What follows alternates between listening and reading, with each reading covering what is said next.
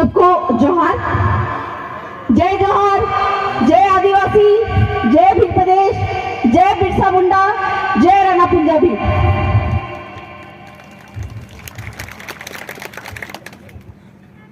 कुंभलगढ़ की धरती को नमन करते हुए मैं अपनी बातों को शुरू करना चाहूंगी। साथ ही साथ जैसा कि आप लोगों को पता ही होगा, बताया गया होगा कि मैं झारखंड की रहने वाली हूँ और भील प्रदेश में बहू बन के आई हुई हूँ। पहले मैं जब सामाजिक काम किया करती थी, आदिवासियों के हित के लिए काम किया करती थी, उस समय पर मेरा अकेले चलना होता था। लेकिन जिस समय से भील प्रदेश में बहू बनकर आई हूँ तो आदिवासी परिवार के नाम पर भंवर दादा, कांति भाई, माया कलासुआ, मेरे पति प्रसून सर, ऐसे करके बहुत सारे भाइयों का साथ मिल गया है। इस कारण से दोगुनी तेजी से मैं काम कर रही हूँ।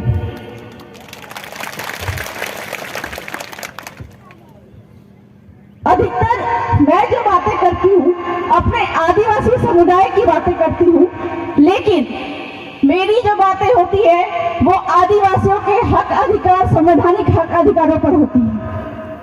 भाइयों, पहले हमारे पुरखे जिस समय यहाँ पे देश में अंग्रेजों का आक्रमण हो रहा था या कोई विदेशी यहाँ पे आ रहे थे, उस समय पर हमारे पुरखे तीर धनुष लेकर निकलते थे। लेकिन वर्तमान के समय में यह समय नहीं है कि हम तीर धनुष से अपने हक अधिकारों की मांग करें। इसके लिए अपने हक अधिकारों को लेने के लिए हमको वर्तमान में कागज कलम की सहायता लेनी पड़ेगी, संविधान की ताकत का इस्तेमाल करना पड़ेगा। और इसी संविधान की ताकत का इस्तेमाल हमने झारखंड में किया था कि कलेक्टर महोदय को ऐसे पूरे गांव वालों के सामने जमीन पर बिठाया था, संविधान पढ़ाया था। पूरे के पूरे 272 गांव वहां पे बैठे थे, आदिवासी समुदाय के और एससी समुदाय के, और वहां पे कलेक्टर महोदय को हमने बताया कि आप आदिवासी और एससी समुदाय की जमीन को नहीं ले सकते। ये बात मैं नहीं कहती हूँ, ये बात संविधान कहता है। वर्तमान के समय में हमारे संविधान बनाने वाले जो लोग थे, हमारे पुरखों ने तो सबसे लड़ाइयां लड़ी और अपने जल जंगल जमीन को बचाया और उसी चीज को संविधान में डाला।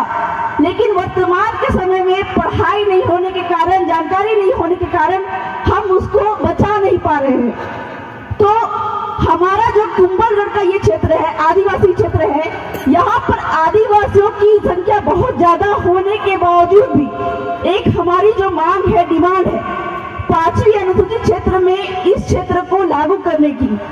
ये बात को हमको कलेक्टर महोदय को भी इसी तरह से लगता है जमीन में बैठाकर सिखाना पड़ेगा। तो हम जो मांग करते हैं 5वीं अनुसूची की या फिर आदिवासियों के हक अधिकार की, हमारे पुरखों ने ये जल जंगल जमीन हमको दिलाया और इस चीज को संविधान में भी डाला। लेकिन वर्तमान के समय में सुप्रीम कोर्ट ने भी ये बात बोली है कि कोई भी एक क्षेत्र, अंग्रेजी में ये बात कही है, once an area is declared as scheduled area, then even president himself cannot vary through the subsequent order। हमारे भंवर दादा ने ये बात बताई कि किसी भी क्षेत्र को आदिवासी क्षेत्र यानी कि 5वीं अनुसूची में डालने के लिए 50% जनसंख्या, आदिवासी जनसंख्या की आवश्यकता होती है। लेकिन मैंने जो अभी अंग्रेजी में जो हाईकोर्ट, झारखंड हाईकोर्ट का जो ऑर्डर बताया, उसके अनुसार हाईकोर्ट ने ये कहा कि आदिवासी क्षेत्र घोषित करने के लिए अधिकतम जनसंख्या मान्य नहीं है। यदि एक भी आदिवासी किसी क्षेत्र में रहता है तो उस क्षेत्र को अनुसूचित क्षेत्र घोषित किया जा सकता है। तो वर्तमान के समय में हमारे आदिवासी परिवार, हमारे जो अगुआ जन हैं, इनके माध्यम से हम मांग करेंगे कि हमारे इस क्षेत्र को 5वीं अनुसूचित क्षेत्र में डाला जाए, ताकि हमको जो वहाँ पे डूंगरपुर, प्रतापगढ़, बांसवाड़ा और बाकी के जो आदिवासी क्षेत्र है, वहाँ पे जो सुप्रीम कोर्ट के जजमेंट के अनुसार जल जंगल जमीन और खनिज पे आदिवासियों का अधिकार है, वो यहाँ पे भी हो पाए। बहुत सारे सुप्रीम कोर्ट के जजमेंट भी है। जैसा कि मैंने बताया कि मैं झारखंड की रहने वाली हूँ। झारखंड में मुंडा आदिवासी है। वहां पे जो 272 गांव के सामने जो कलेक्टर महोदय को जमीन पर बिठाया था, वो इसीलिए बिठाया था क्योंकि आदिवासियों की जमीन पे 10 लाख टन सोना था और वो सोना कायदे से सुप्रीम कोर्ट के RM लोढ़ा जजमेंट और समता जजमेंट के अनुसार आदिवासियों का था। लेकिन हमको क्या लगता है कि ये जो जमीनें हैं, ये जमीन सरकारी है। ये जो जमीन के अंदर में जो खनिज है, ये भी सरकार की है। जब सुप्रीम कोर्ट खुद बोल रहा है कि जिसकी जमीन उसका खनिज, तो हमको ये जानना पड़ेगा कि वो 10 लाख टन सोना भी आदिवासियों का था। और वो 10 लाख टन सोना आज अगर आदिवासी निकाल ले तो देश की सत्ता में भी बैठ सकता है। एक एक आदिवासी के पास में एक एक हेलीकॉप्टर होगा, इतना पैसा है आदिवासी के पास में। बहुत ज्यादा के मुंह से मैंने सुना कि हमारे लोग मंदिरों में जाते हैं अनाज चोरी करने के लिए, आटा चोरी करने के लिए। मुझे बहुत दुख हुआ क्योंकि सुप्रीम कोर्ट ने अपने 5 जनवरी 2011 के जजमेंट में ये कहा कि 8% आदिवासी और भील आदिवासी जो है वो इस देश के मूल मालिक है। मूल मालिक होने के बावजूद भी जल जमीन के मालिक होते हुए भी हमको अपने कानून हक की जानकारी नहीं है। मैंने बताया कि झारखंड में 10 लाख टन सोना आदिवासियों की जमीन पे है। सुप्रीम कोर्ट जो सबसे बड़ा कोर्ट है, वो कह रहा है कि ये खनिज आदिवासियों का है और आदिवासी इसको समिति के माध्यम से या खुद के माध्यम से निकालेंगे। मध्य प्रदेश के सिंगरौली क्षेत्र में 46 लाख टन सोना गोल्ड आदिवासियों की जमीन पे है और आपके यहाँ राजस्थान के बांसवाड़ा क्षेत्र के घाटोड़ में भील आदिवासियों की जमीन पे 11 करोड़ टन सोना है। वो किसका है? भील आदिवासियों का है।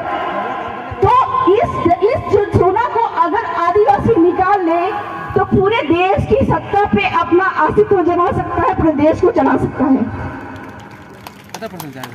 आदिवासी गरीब है नहीं है। संविधान में 5वीं अनुसूची में क्या क्या ताकत है ये उसको जानकारी नहीं है। इस कारण से वो आज गुलाम बन के रह गया है। और जैसा कि दादा ने बताया भी कि आदिवासी मालिक है, उसको गुलाम बनने की आवश्यकता नहीं है। तो आदिवासी परिवार के माध्यम से और संवैधानिक हक अधिकार के माध्यम से हमको ये चाहिए कि अपने हक अधिकारों को हम सीखें। 5वीं अनुसूची में क्या है हम इसको सीखें, क्योंकि हम मांग तो कर रहे हैं कि हमको 5वीं अनुसूची चाहिए, लेकिन इसमें है क्या? 5वीं अनुसूची के अनुसार ये कहता है, सुप्रीम कोर्ट के जजमेंट हो गए या फिर संविधान ये कहता है कि आदिवासी की जमीन कोई भी गैर आदिवासी नहीं ले सकता। साथ ही साथ SC की भी जमीन जो है वो कोई गैर आदिवासी SC समुदाय के अलावा किसी और को नहीं जाएगी। 5वीं अनुसूची की अभी सुन लीजिएगा पूरी बात। जो मैं जानकारी देना चाह रही हूँ पूरी तरह से सुन लीजिए ताकि आपको समझ में आए कि आपको इस क्षेत्र को 5वीं अनुसूची क्षेत्र क्यों घोषित करवाना है। सुप्रीम कोर्ट ने अपने जजमेंट में ये कहा, P.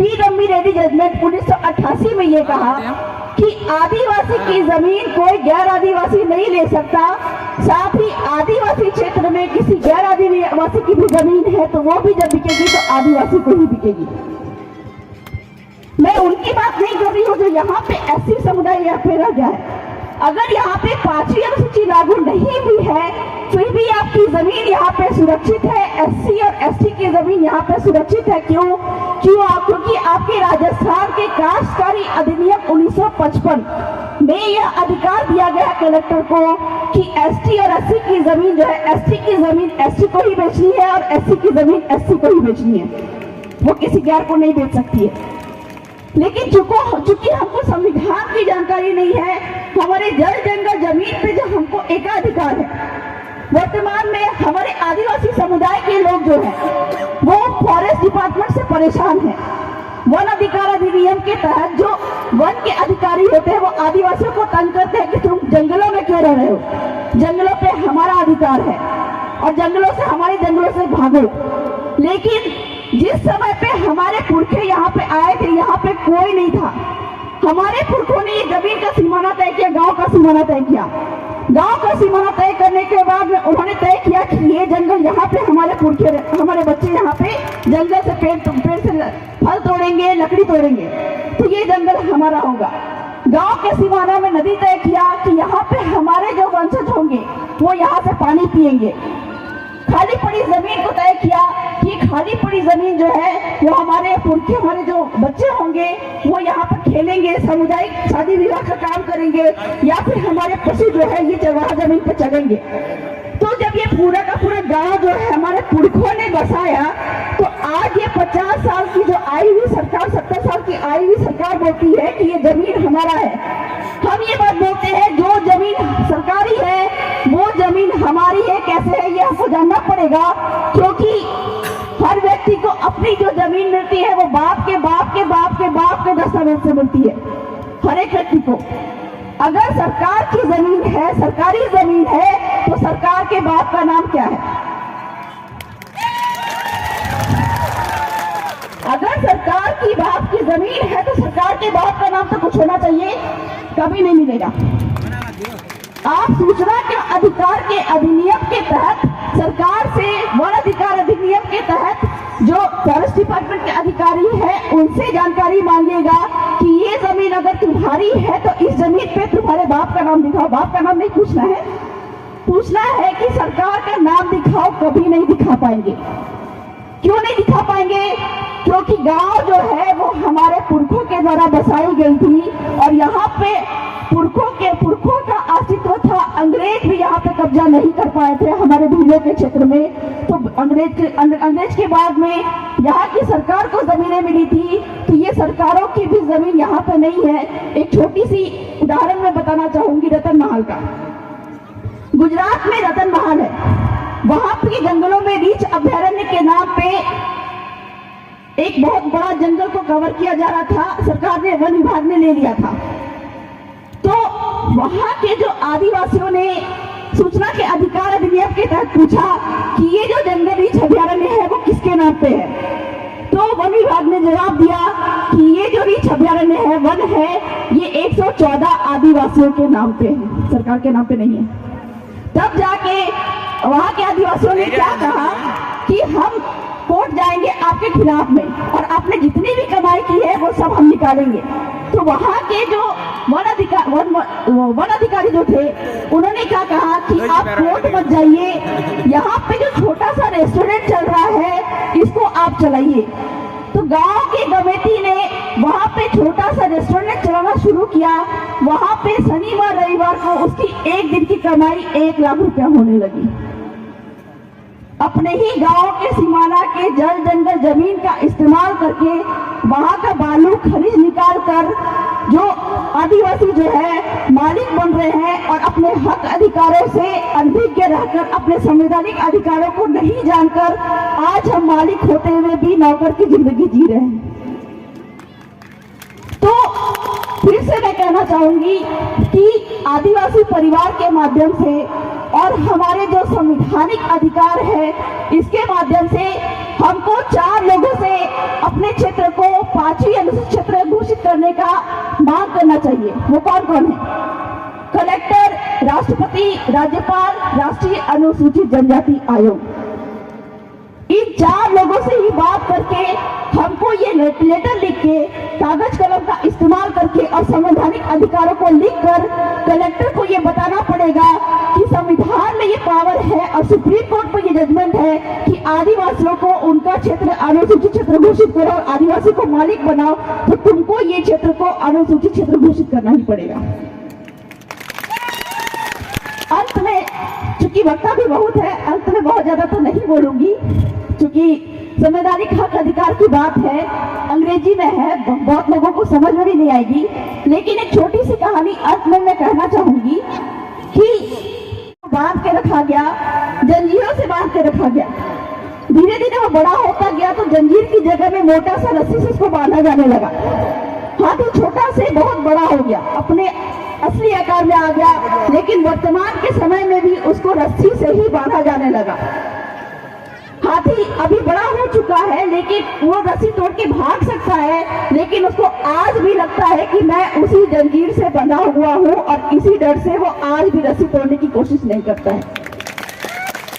यही है हमारे साथ में। आज भी आदिवासी मालिक बन सकता है, लेकिन वो मानसिक गुलामी से आज तक निकलना नहीं चाहता है। तो आज इस मंच के माध्यम से मैं आप लोगों को यकीन दिलाना चाहती हूं कि अपने हक अधिकारों की मांग के लिए संविधान पढ़ना शुरू करिए और कागज कलम की सहायता से, आदिवासी परिवार की सहायता से कलेक्टर, राष्ट्रपति, राज्यपाल और राष्ट्रीय अनुसूचित जनजाति आयोग से ये मांग करिए कि हमारे क्षेत्र को 5वीं अनुसूचित क्षेत्र घोषित करें और जल, जंगल, जमीन, खनिज पे हमारा हक अधिकार दिलवाए। बहुत बहुत जोहार, जय जोहार, जय आदिवासी।